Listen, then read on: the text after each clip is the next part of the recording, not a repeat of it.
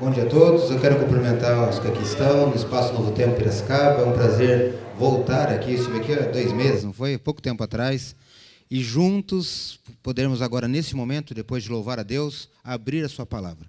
Nós temos um verso principal, eu vou citar alguns textos nessa manhã, mas eu quero que você abra a Bíblia, se você trouxe sua Bíblia. Eu sei que o apoio aqui também projeta o verso, não há problema nenhum, mas é bom você saber que na palavra de Deus, na palavra de Deus foi baseada a mensagem desta manhã. O livro chama-se Romanos, é a carta que São Paulo escreveu aos Romanos no capítulo 13. Eu vou precisar do apoio dos slides também.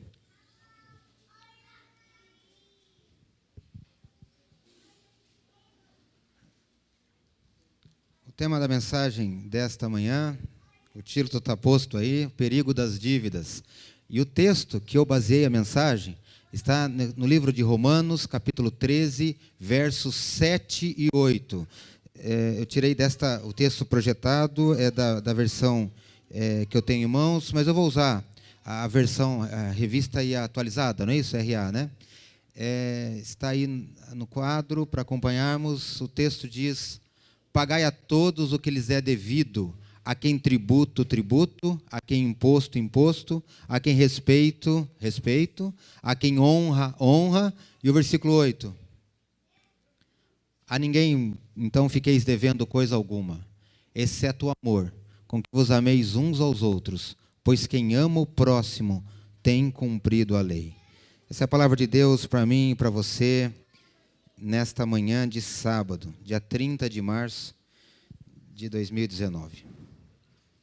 Eu quero começar esse texto apresentando para vocês, alguns amigos e familiares já conhecem, mas esse era meu avô, meu irmão está aqui, outros familiares também, por parte de mãe. Na verdade, seu Henrique era tio da minha mãe, eles não tiveram filhos, moravam aqui em Piracicaba. Então, minha mãe morava em Jacareí, eu nasci naquela cidade, em Jacareí, aqui no interior de São Paulo, e minha mãe, quando jovem, veio para Piracicaba para estudar aqui na cidade. E eles eram tios dela que não tinham filhos, e como não tinham filhos, eles ajudavam financeiramente a cuidar dos seus sobrinhos, apoiavam. Então foi assim que minha mãe conheceu Piracicaba e veio para cá. Ela se casou, mudou de cidades, mas quando eu tinha 5 anos de idade, nós viemos de vez para Piracicaba, e eu estou aqui até hoje. Então, desde criança, eu tinha um contato muito próximo com os tios-avós. Os meus avós maternos vieram a falecer alguns anos depois, e acabamos, eu e meus irmãos, nos apegando a eles. Então, desde criança, eu sei que minha carreira como jogador de futebol nunca foi para frente, mas estávamos juntos. Essa era uma chácara que ele tinha ali em Águas de São Pedro, e ele acompanhou a nossa vida. Minha esposa está aqui com minhas filhas, ele esteve, inclusive, no nosso casamento. Enfim, fez parte da nossa história. Mas o que eu quero contar aqui é que, quando eu era criança, desde os meus 12 anos de idade, eu tinha o privilégio de acompanhá-lo no escritório que ele tinha aqui na cidade. Ele era um corretor de imóveis, ali na Rua Tiradentes. Aqui na Rua Tiradentes, nesse quarteirão aqui, pertinho do Novo Tempo. E ele trabalhou por mais de 30 anos nesse escritório aqui. Ele já tinha sido aposentado em São Paulo e veio para o interior para continuar aqui uma nova carreira e estabelecer aqui, morar num lugar melhor. E eu tinha um hábito, então. Eu estudava no colégio adventista de manhã, saía do colégio, ia até a casa dele, almoçava com eles, e aí, com meus avós e com ele, eu vinha para o escritório dele às 14 horas e trabalhava até às 5. São só 3 horas por dia. Não tinha registro, eu reclamava que era tipo um trabalho escravo, mas eu fazia o serviço geral. Já viram isso, não? Office boy? Serviço de banco, atender telefone, era uma imobiliária, então levar clientes, ver imóveis, pôr placa em terreno. Enfim, então, dos meus 12 anos até os 17 anos, eu ficava com eles diariamente, todos os dias, durante a semana. Depois de mim, o Danilo assumiu esse legado. Enfim, nós tivemos essa experiência, de ter passado por essa atividade profissional. Ele me apoiou financeiramente, ele me pagou meu curso de datilografia. Os mais novos, acho que não sabem o que é isso. Depois, computação, um nome bacana, naquela época. Patrocinou a minha faculdade, eu fiz administração no Unimep. pagou meu curso de técnico em transações imobiliárias para eu assumir o negócio dele, se fosse o caso, ser um corretor de imóveis. Na época não tinha curso na região, em Piracicaba. Eu sei que ele me levou a São Paulo ainda, eu era menor de idade, ele foi dirigindo e me levou para fazer a prova e ser aprovado. Enfim, a minha história de vida tem a ver com eles, uma proximidade muito grande. Mas o que eu quero destacar nessa mensagem é que quando eu devia ter 12, não lembro a idade, talvez 14 anos de idade, era o comecinho dos anos 90, eu era ainda muito novo. E ele me chamou, ele confiava muito em mim, e me chamou no quarto dele e me mostrou uma carta, um envelope. E me deu esse envelope. E no envelope estava escrito assim: instruções, caso eu venha a faltar. Tudo bem? Entendem o que é isso? Tá? Ele tinha medo de morrer, afinal já estava ficando idoso, tinha muito mais de 70 anos de idade, não sabia o dia de amanhã, e minha avó não trabalhava fora, era do lar. E ele tinha preocupações, caso ele morresse, ele não tinha filhos, e precisaria dar algumas instruções iniciais a ela, que não mexia em nada de banco, de sistema, etc. E aí ele me mostrou essa carta, eu abri a carta e lá estava escrito o número das contas bancárias que ele tinha, número do banco, telefone do gerente do banco, telefone do advogado dele, telefone lá do cartório e do escrevente que era o amigo dele. Enfim, algumas informações, nada demais, queridos. Tinha o segredo do cofre, na casa dele tinha um cofre, estava ali o segredo também para se abrir o cofre. E naquela lista era tudo coisas rotineiras, mas o que me chamou a atenção era a última frase e que ele datilografou em vermelho na carta que ele escreveu. Estava bem assim, né? Eu não vou falar grande, porque na época da máquina de escrever, você não podia aumentar a fonte. Mas você tinha a fita preta e a fita vermelha, certo? Era uma tecnologia. E ele escreve em vermelho agora, em letra maiúscula: não devo nada a ninguém. Eu confesso que aquilo me impressionou. Eu tinha 14 anos de idade e ficava pensando, será que é possível alguém escrever isso? Será que alguém pode ter essa coragem de dizer, não devo nada a ninguém? É claro que ele tinha uma preocupação, se ele morresse, aparecer cobrador na porta e dizer que tinha que pagar alguma coisa, mas ele deixou registrado ali que ele não devia nada a ninguém. Muito tempo passou e aquilo não saiu da minha cabeça. Eu fiquei pensando naquela história. Queridos, a dívida é uma realidade na vida das pessoas. E eu poderia falar que é uma realidade na vida das pessoas do mundo, que não conhecem a Deus, que não sabem de Deus, mas você sabe que é uma realidade também do povo de Deus, da igreja, de pessoas cristãs e temente a Deus. Dívida é resultado de falta de planejamento, seja para despesa pessoal ou para coletiva. Dívida tem a ver com uma má administração dos bens, ou por uma compulsão, um desejo de gastar, ou às vezes até por um grave acidente. Alguém aqui talvez já tenha passado por isso, uma necessidade imensa, uma doença na família, e precisou contrair uma dívida para poder acertar os seus negócios. Queridos, a gente vai ter, e vocês sabem disso, problema financeiro, em resumo, normalmente eles começam quando as suas saídas financeiras são maiores do que as entradas. Isso é fácil entender, sim ou não? Se você ganha R$1.000 e gasta 1.300, já tem um probleminha aí. E aí o brasileiro e as pessoas no geral falam, não, mas é que eu ganho pouco, porque se eu ganhasse mais, a minha vida seria diferente. Eu sei que muitas pessoas já experimentaram um bônus ou ganhar mais, sim ou não? Então, se eu ganhasse R$10.000, então minha vida seria um outro patamar. E outro dia, conversando com um amigo da igreja, disse, não, 10 mil é muito pouco, não dá, hoje em dia o padrão não dá. E aí eu aumento então o lance, se eu ganhar R$20.000 por mês, então está tudo bem, está tudo tranquilo? Na verdade, a resposta a isso vai depender de qual é o seu padrão de vida e de gasto. Porque nada adianta você ganhar 20 mil e gastar 25 mil por mês. E acreditem, muitas pessoas fazem isso. E quantas pessoas que dizem que se ganhassem mais, a vida seria melhor ou seria diferente, na verdade, não é verdadeiro isso. Porque quanto mais recebe, mais aumenta o seu gasto. Aliás, esse é um problema do brasileiro, né? Quando fica sabendo que vai ser promovido, vai ganhar mais, sabe o que muitos fazem? Corre na loja já fazer o crediário, a compra, e já faz a conta. Espera aí, se eu trocar meu carro, a parcela é só R$800 e eu vou ter um aumento de 1.000, vai dar para pagar certinho. E esquece de outras coisas que vêm atrelados a isso. Queridos, o problema e a dívida, vocês sabem, é chamado de um mal do século. A sociedade pressiona as pessoas a consumirem cada vez mais. O ser humano hoje é forçado a mostrar que tem as coisas. Contrair dívidas, queridos, é um grande problema. Na verdade, há muitas pessoas que dizem, né, que, poxa, se eu não fizer dívida, eu não vou para frente. Se eu não fizer dívida, eu não vou crescer. Se eu não fizer dívida, eu não vou prosperar. Cuidado com conceitos equivocados.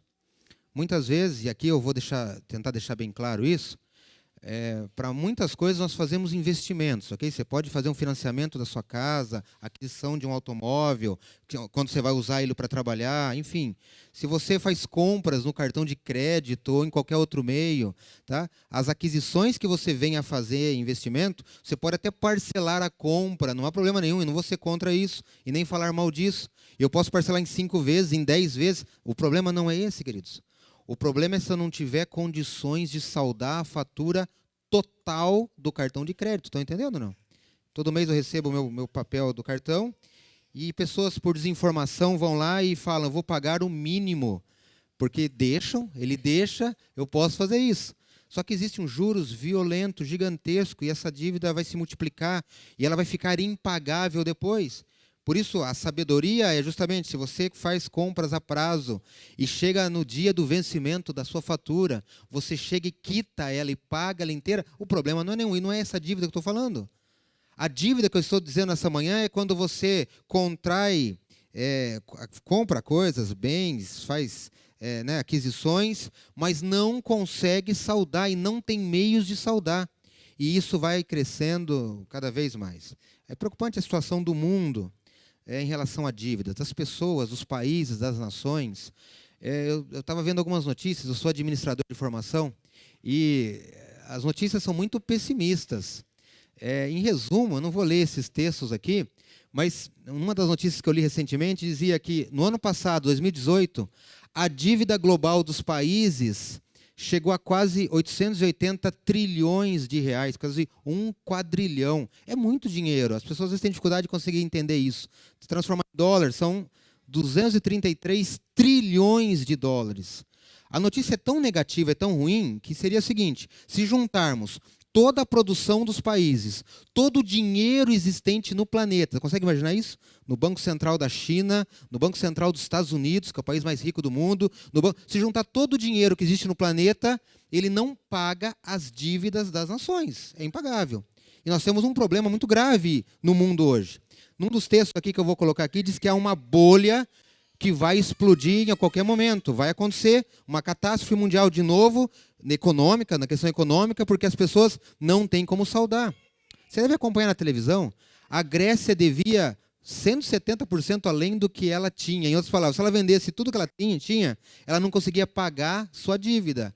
E aí entrou em crise. Depois foi a Espanha, se não me engano agora é Portugal. Vários países da Europa estão numa situação assim ruim, complicada. O Brasil fica falando de reforma da Previdência, não é isso? Porque a dívida do Brasil hoje está em 80% do PIB. Você fala, que bom, não é igual a Grécia, igual a outros países da Europa. Realmente, está melhor que outros países. Mas nós vamos ficar endividados também. A dívida do Brasil, no ano passado, era de 5 trilhões de reais. É muito dinheiro. Eu não estou falando de bilhão, hein? Nem milhões. Trilhões. Essa é a dívida do Brasil, que ainda é só, entre aspas, 75% do PIB, mas que ela vem crescendo a cada vez mais. Isso aí tudo tem juros em cima de juros, e essa dívida realmente é quase impossível de se pagar. O atual ministro da Economia disse que se o Brasil fizer o Brasil não, nós, né, vocês, eu também, um sacrifício com a Previdência, daqui 10 anos o Brasil vai economizar 1 trilhão, tudo bem? A dívida é 5 trilhões. E esse valor todo dia está aplicado, né? A dívida está acontecendo, os países cobram e a dívida vai crescendo. Queridos, a situação é dramática, porque se você estudar no nosso sermão de hoje, profecias, né, os sinais dos tempos, a gente vai ver que realmente o mundo caminha para uma situação de colapso. Realmente as economias do mundo não vão perdurar. Não há uma salvação econômica para esse planeta, e nem ambiental e tudo mais. Mas, queridos, o que eu quero destacar nessa manhã é que a situação do planeta e do mundo e dos países realmente é muito difícil. E eu sei que algumas pessoas vão dizer assim para mim após essas informações, se eles que são ricos não pagam, Por que eu tenho que me preocupar com R$ 400 lá da padaria, né? Ou da do supermercado, ou da conta que eu abri na farmácia, ou no outro estabelecimento comercial? Nós vamos discutir um pouquinho isso nesses minutos que eu tenho agora nessa mensagem. A mensagem eu tenho distribuído ela em 3 tópicos. A primeira, eu vou falar de uma dívida especial aí que machucou o coração de Deus. A segunda, a dívida que tira qualquer pessoa do sério. E o clímax da mensagem, eu vou relembrar você que a dívida individual e pessoal, minha e sua, atrapalha a sua comunhão com Deus. E você vai entender por que a gente não pode imitar o mundo, por que a gente não pode imitar as nações do mundo. Um dos países que mais deve no mundo, estava 2 slides atrás, é os Estados Unidos. A dívida dos Estados Unidos são de trilhões de dólares, e é o país mais rico do mundo. Mas, queridos, diferente da situação dos países e que não têm compromissos com Deus, nós temos, na sua palavra, na palavra dele, instruções para nós, para a nossa reflexão nessa manhã. Feche seus olhos, vamos falar com Deus novamente. Senhor nosso Deus, nesta manhã o texto principal de nossa meditação é Romanos capítulo 13, 7 e 8, no qual o apóstolo Paulo nos aconselha, em resumo, a não dever nada a ninguém, ó Pai, que temos compromissos a saldar com as pessoas.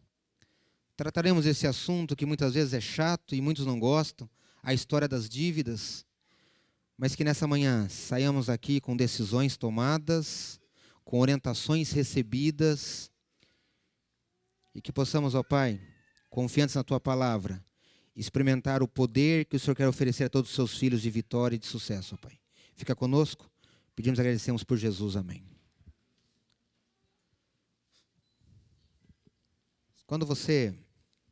Quando nós estudarmos a história do mundo, da criação, a partir da luz da Bíblia, é claro, quando Deus criou Adão e Eva, você se lembra da história? Ele colocou eles num jardim, com todas as riquezas desse planeta, era um paraíso, com tudo que tinha de bom e do melhor, mas Deus tinha pedido para eles lealdade. E de todas as maravilhas do planeta, Deus tinha dito para eles, olha, desta árvore, deste local, vocês não podem acessar. Vocês não podem nem chegar perto, na verdade, e muito menos comer esse fruto. De todas as árvores do jardim vocês podem comer, está lá em Gênesis no começo. Mas da árvore desta que eu estou marcando, não comam, porque o dia que vocês fizerem isso, vocês vão morrer. O que não deveria acontecer, aconteceu. O homem pegou aquilo que não pertencia a ele. Você consegue imaginar isso? O homem podia tudo. Todas as árvores do jardim, tudo que existia, tudo foi criado. Era Deus, no seu amor, dizendo, meu filho, é seu. Pode se apossar disso. Esta não é sua, você não pode. Mas, queridos, o ser humano desobedeceu às ordens de Deus. O homem desobedeceu a Deus e deixou os caminhos de Deus quando desobedeceu. O proprietário de tudo tinha dado uma condição ao homem e o homem desobedeceu. Tem um autor que disse assim sobre esse texto: a dívida humana foi construída em cima da ideia de que Deus não se importaria, por exemplo, algo muito simples, comer um fruto. Qual é o problema que tem nisso? Mas, na verdade, queridos, essa dívida, a dívida verdadeira de Adão e Eva e da humanidade que pecou, foi descrer de Deus e se apossar daquilo que não era para possuir. O preço foi alto. E você sabe a história. O homem desobedeceu a Deus e a Bíblia vai ensinar para nós que o salário do pecado, quer dizer, o preço da desobediência, o ato de você desrespeitar a Deus é a morte.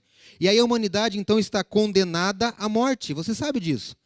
Nós vamos morrer fisicamente, claro, se chegar a idade, o tempo certo, ou acontecer uma tragédia, mas do ponto de vista espiritual, também morreremos espiritualmente se não aceitarmos o que Deus fez por nós. E o que Ele fez por nós?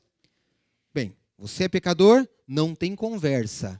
Você errou, você faz coisa errada, não tem perdão. Você vai pagar o preço. Mas aí Deus chega na história e diz, espera aí, essa dívida da humanidade, realmente, ela é impagável. Somente Deus, o Criador, poderia intervir. E essa é a grande história que está em toda a Bíblia, em todos os livros aqui. Deus, soberano Senhor, pagou essa dívida por nós. Amém por isso? A Bíblia vai dizer em diversos textos sobre isso. Quando Jesus Cristo veio até essa terra, viveu aqui há 2000 anos atrás, ele mostrou que era possível sim, viver aqui no meio de pressão, de pecados, de provações, e não errar, não pecar, não cair. Ele deu exemplo para mim e para você. Ele é o nosso modelo, como eu preguei na última vez aqui. E esse Deus, Jesus Cristo, fez algo além. Se colocou, ele que era puro, perfeito e santo, como oferta pelo pecado, como pecador. E é por isso que dizemos que pelo seu sangue, né, pela sua morte na cruz, temos agora o direito de se confiar nele, a vida eterna. A história é essa. Jesus Cristo veio e pagou o preço do pecado. Lembra que o pecado leva à morte? Então ele morreu. Mas é interessante que agora, se confiarmos os méritos de Cristo, a nossa dívida eterna está cancelada. Quando Jesus estava na cruz do Calvário, na nossa Bíblia em português, claro, está escrito lá, está consumado. Jesus disse essa frase, está consumado. A Bíblia foi escrita em grego, e no grego a expressão é tetelestai. E esta palavra, está consumado, o seu sinônimo também é, está pago. Era uma figura usada na contabilidade. Está liquidado. A dívida que existia, que você tinha, ela não existe mais, se você aceita o que Jesus Cristo fez. Eu sei, queridos, que eu tenho amigos e tem pessoas na igreja que têm, às vezes, dificuldade em aceitar o perdão de Deus. Falam assim, não, mas o que eu fiz é muito grave. O que eu fiz é imperdoável. Não só magoou meu pai, minha mãe, meus queridos, meu cônjuge. O que eu fiz realmente é cruel, é difícil. Deus não pode aceitar assim tão fácil. Queridos, não limite o poder de Deus. Não limite a atuação de Deus. Não importa o que você fez, o que você vem fazendo. Se você confiar em Deus, Ele vai perdoar todos os seus pecados. Tem um texto bonito em Colossenses 2,14, diz assim, Deus cancelou nossa dívida, Ele diz assim, removeu os nossos pecados inteiramente, encravando eles na cruz. Ele se importou comigo e com você. Queridos, Deus fez a reconciliação do homem novamente com Deus. Como? Mandando o seu filho para mim e para você. Deus disse, Jesus disse isso na cruz. Depois de tudo que ele sofreu, tudo que ele passou, ele finalmente disse, está pago, está validado, está liquidado. Agora a humanidade tem esperança. Essa era uma dívida que realmente ninguém conseguiria pagar. Nem todo o dinheiro do mundo poderia comprar sua salvação. Sabia disso? Você poderia falar, sou muito rico, eu vou doar tudo que eu tenho para a obra de caridade, vou fazer o bem para os outros. Será que eu consigo agradar a Deus com isso? Eu sei que tem pessoas que fazem isso até inocentemente, tentam comprar os favores de Deus, tentam agradar ou ajudar os próximos para poder conseguir algum mérito. Queridos, nada do que você faça ou eu faça, nada do que nós fizermos por nós mesmos vai nos dar essa oportunidade e privilégio da salvação. Mas Jesus, que para nós é de graça, para Ele custou muito, nos ofereceu e disse, agora a sua dívida está paga. Por isso, alguém aqui estava desanimado nessa manhã, chateado, pensando até em ir embora, dizer, poxa vida, eu nunca vou pagar essa dívida que eu tenho com Deus, de tudo que eu já fiz, saiba que Ele aceita você da maneira como você é. Ele já fez o maior sacrifício. Por isso, não limite você ao poder e à atuação de Deus. Mas, querido, tem um outro tipo de dívida. É aquela dívida que agora, uma vez que eu sou liberto e perdoado por Jesus, eu posso contrair com outras pessoas. É nos negócios que eu faço, é no dia a dia, nas compras, nas aquisições. E isso realmente pode tirar qualquer um do sério. Se a gente estudar a palavra de Deus, o povo hebreu, as instruções de Deus, é muito interessante. Deus, através de Moisés, regulamentou condições em relação a dívidas. Afinal, esse não é um problema do século XXI, sempre existiu, sabia disso ou não? Sempre existiu pessoas que não pagam os outros. Sempre existiu pessoas que dão golpe. Sempre existiu pessoas que não conseguem se controlar diante da compulsão por ver uma coisa interessante. O que eu tenho achado é que, ultimamente, as coisas estão se intensificando, piorando. As coisas estão caminhando para o descontrole total das pessoas. Mas lá no Antigo Testamento existiam diversas regras. Se alguém aqui está fazendo aquele programa chamado Reavivados por Sua Palavra, fazem? Todo dia lê um capítulo da Bíblia. O capítulo de ontem era Deuteronômio 15. Li certo ou não? É isso, né? Tá? E lá dava instruções, por exemplo, de dívidas. Enfim, então Moisés regulamentou o povo.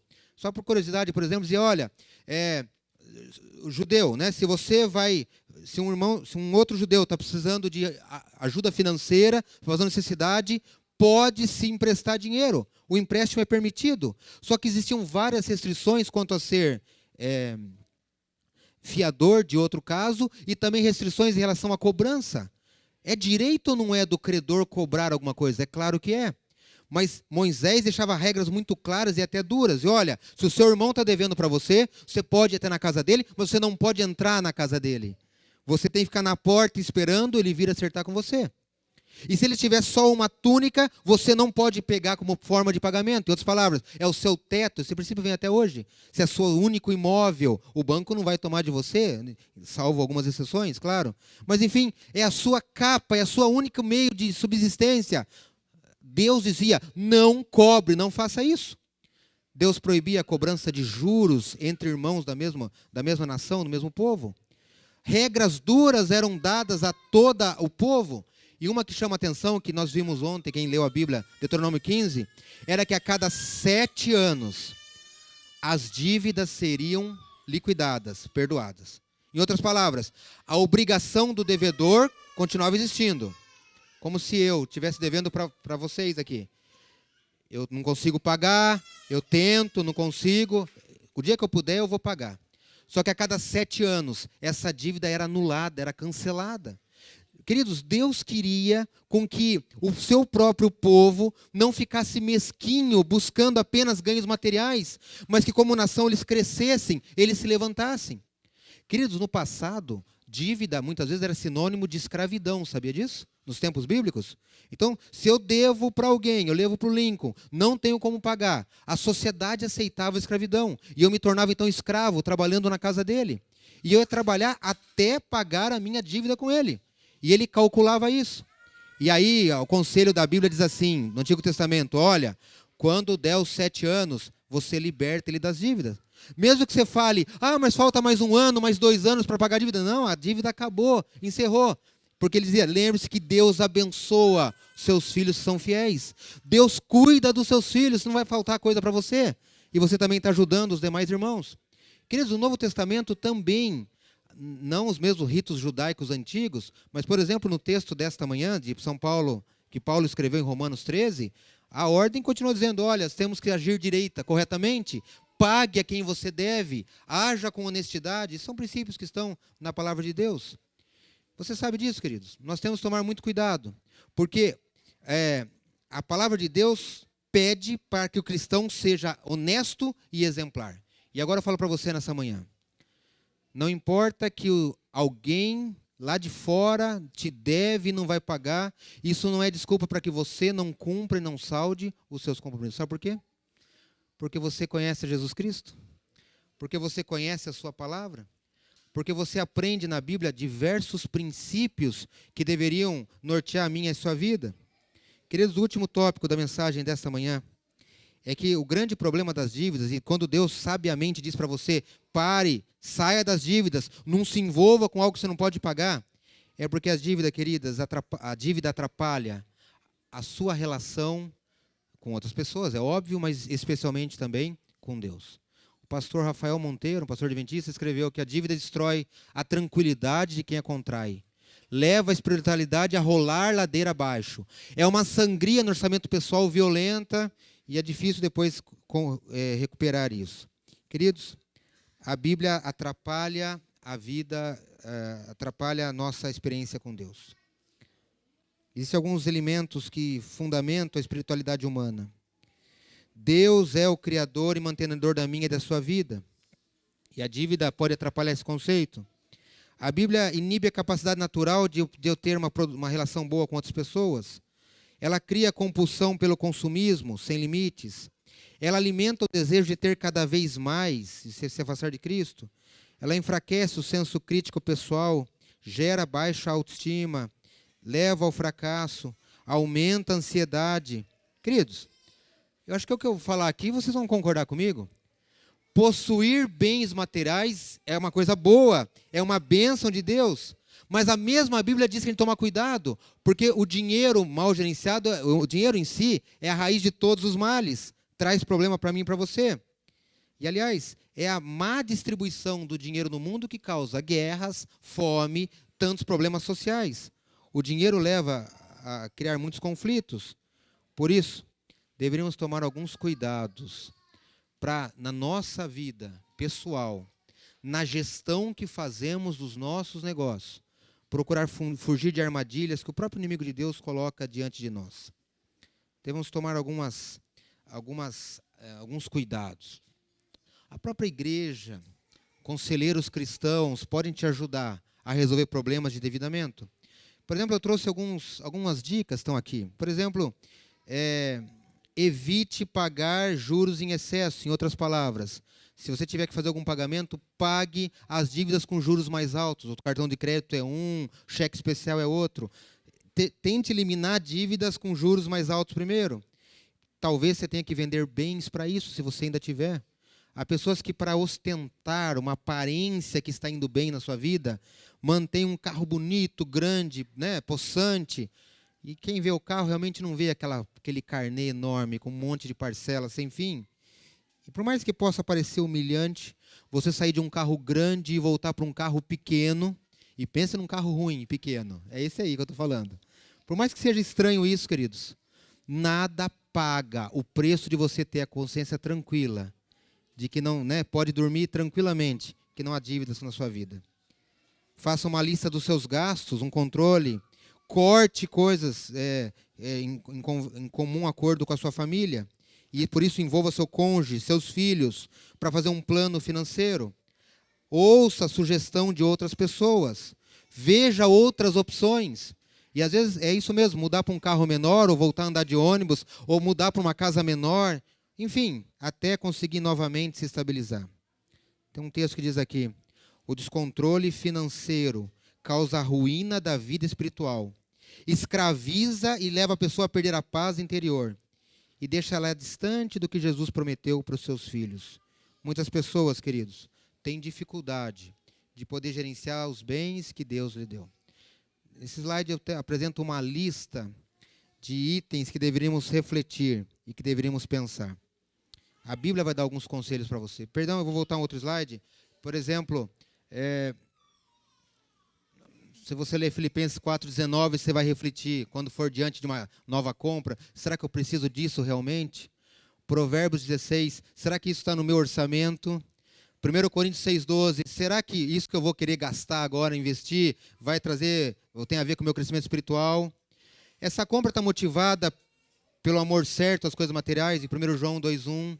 E aí eu posso ler outros textos da Bíblia, Filipenses 4,12, Tiago 1,6, Mateus 25,14, Romanos 18, 1 Timóteo 5, 1 Coríntios 10. Queridos, a Bíblia tem uma lista de conselhos para mim e para você, que se nós seguíssemos, nós íamos pensar 5, 10, 20 vezes antes de contrair uma dívida que não deveríamos fazer. Eu trouxe um texto, só uma frase, está no finalzinho aqui, dessa escritora Ellen White, escritora adventista, e que eu achei interessante essa frase quando eu li. Deus nos prova, concedendo-nos posses temporais, para que o uso que disso fizermos possa revelar se nos poderão confiar riquezas eternas. Meio pesado isso, entenderam ou não? Você quer receber riquezas eternas de Deus, vida eterna, riqueza eterna, prosperidade com Deus? Deus está provando eu e você, dando posses materiais a você. Em outras palavras, se você não é capaz de cuidar do que Deus te deu, você ainda quer reclamar e pedir coisas maiores para Deus? O mais fantástico de tudo isso é que Deus dá conselhos na Bíblia para nosso sucesso, e Deus também nos disse na sua palavra que está disposto a ajudar, a acompanhar e seguir seus filhos. Você consegue entender, querido, nessa manhã, que esse é um assunto sério, perigoso, mas que nós temos que tomar a iniciativa e de pedir para Deus: Senhor Deus, me ajuda. Eu quero confiar mais em Ti. Eu quero depender mais de Ti para ter sucesso nas minhas relações pessoais, comerciais, profissionais com outras pessoas. Mas, Senhor Deus, me ajuda a que eu possa ter sabedoria dos céus para tocar as minhas situações diárias de cada dia. Eu quero aproveitar a presença de um amigo aqui hoje, do Cleito, e eu pedi para ele apresentar uma música agora para a nossa reflexão e meditação. Queridos, nós temos um Deus maravilhoso, um Deus grandioso, um Deus que nós não conseguimos nem mesmo explicar. Tantas coisas que Ele fez, Ele faz por mim e por você. E diante da grandeza de Deus, diante da autoridade e poder de Deus, eu queria que você soubesse que Ele está disposto a te ajudar até nas pequenas coisas, até nas ações suas do dia a dia. Por isso, por que não, nesta manhã ainda, tomar uma decisão de fazer escolhas acertadas para a sua vida? Vou pedir para o Peito cantar e, na sequência, então, eu faço o fechamento e encerramento dessa mensagem.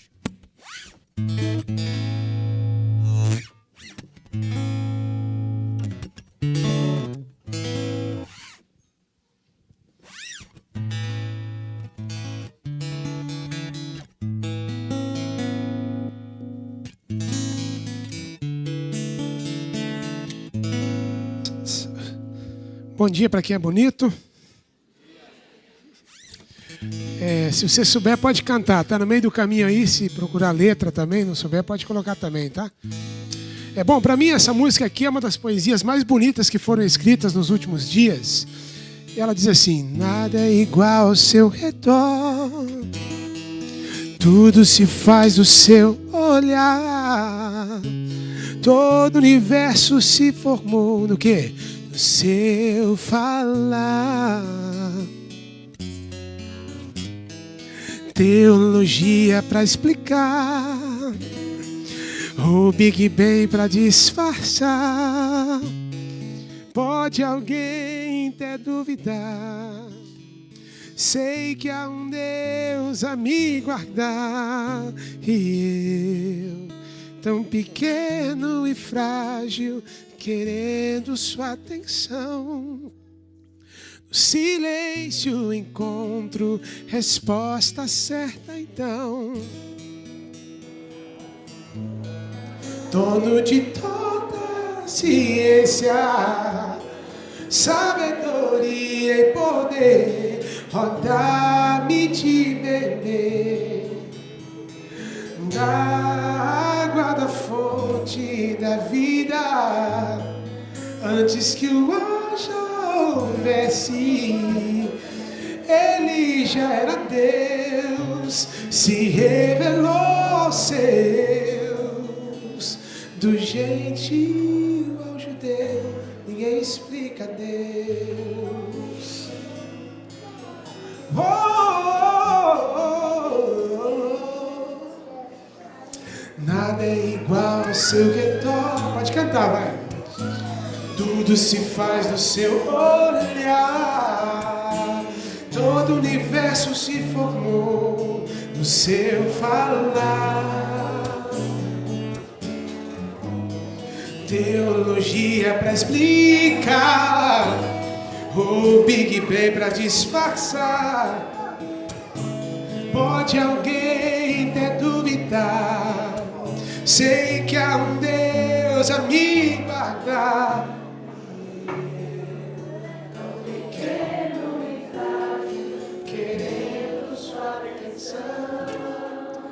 O silêncio encontra resposta certa. Pode cantar, gente.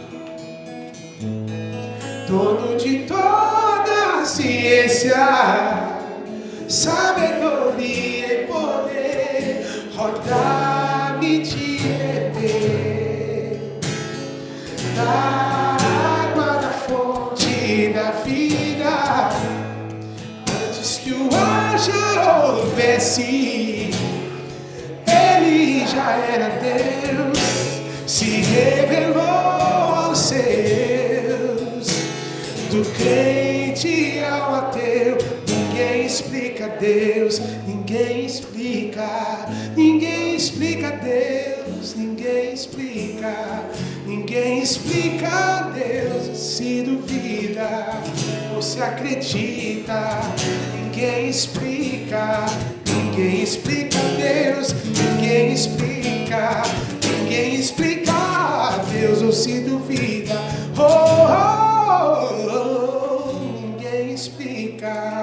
ninguém explica Deus, dono de toda ciência, sabedoria e poder, roda-me de beber da água da fonte da vida. Antes que o ar já houvesse,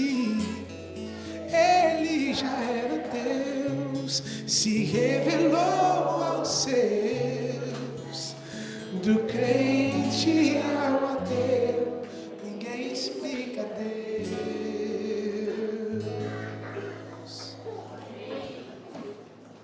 Deixa eu mostrar o último slide. Lembra da história que eu contei no começo? Aquela história com 14 anos de idade, que eu vi aquela carta. Muitos anos se passaram depois. Essa é uma das últimas fotos que eu tirei com meu avô. Era o Natal de 2011, ele estava em casa, na minha casa, e ele tinha ido dirigindo o próprio carro dele, já tinha quase 98 anos de idade. E no ano seguinte, depois, ele foi complicando a sua saúde, e num dia como hoje, 30 de março do ano de 2013, ele faleceu aos 99 anos de idade. E é por isso que eu lembrei dele agora. Fizemos um velório aqui na Saudade, meus irmãos, meus pais. Ele foi enterrado ali no cemitério da Saudade. Poucas pessoas. Ele já reclamava disso, que os amigos dele todos já tinham morrido. É duro, né? O pessoal vive pouco. Mas ele faleceu aos 99 anos de idade. Aquela carta ainda existia, uma carta que nunca tinha sido utilizada. E talvez o que mais tenha me chamado a atenção, que naquele papel já amarelado pelo tempo, quase 30 anos depois, ainda estava escrita a mesma frase em vermelho: não devo nada a ninguém. Sabe o desafio que eu deixo para você e para mim nessa manhã? Será que nós poderíamos, queridos, nessa manhã, escrever algum documento publicamente e dizer aos outros: não devo nada a ninguém? Você poderia fazer isso? Só mais um slide, por favor.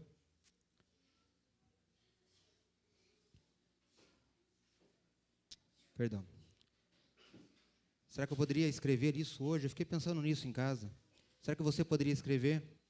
Mais do que isso, será que durante 20, 30 anos futuros, a partir de hoje, eu ainda poderia manter como verdadeiro e válido esta frase, essa mensagem?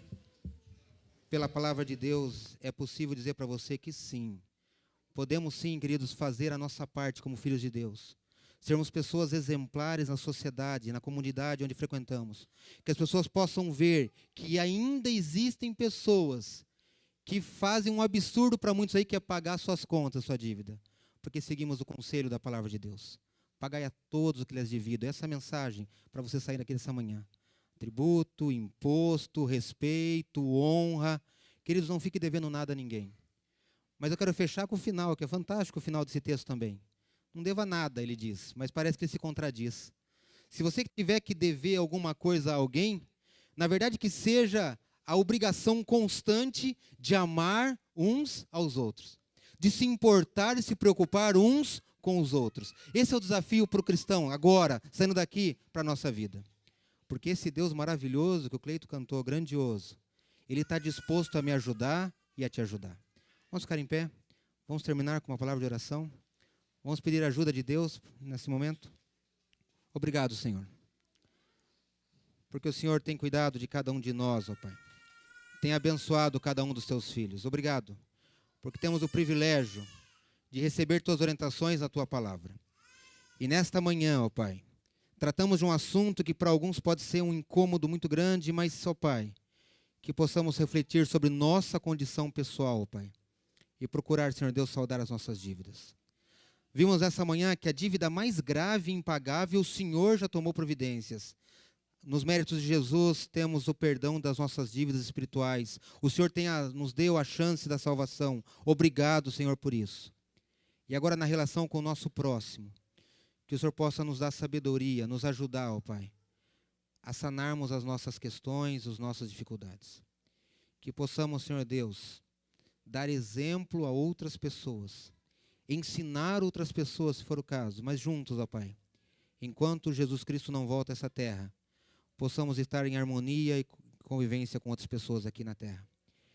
Aos que têm dificuldades financeiras nesse momento, ó Pai, que o Senhor possa iluminar a nossa mente, nos fornecer meios, caminhos, por que não pessoas também, para que possam nos ajudar a trilhar esse caminho. Porque finalmente, ó Pai, sabemos que as dívidas atrapalham a nossa espiritualidade contigo e queremos, ó Pai, ter a mente livre e tranquila para poder dedicar tempo a Ti. Por isso, ó Pai, nos dá um bom sábado. Nos faz sair daqui, Senhor Deus, confiantes nessas promessas. Fazemos isso em nome de Jesus. Amém.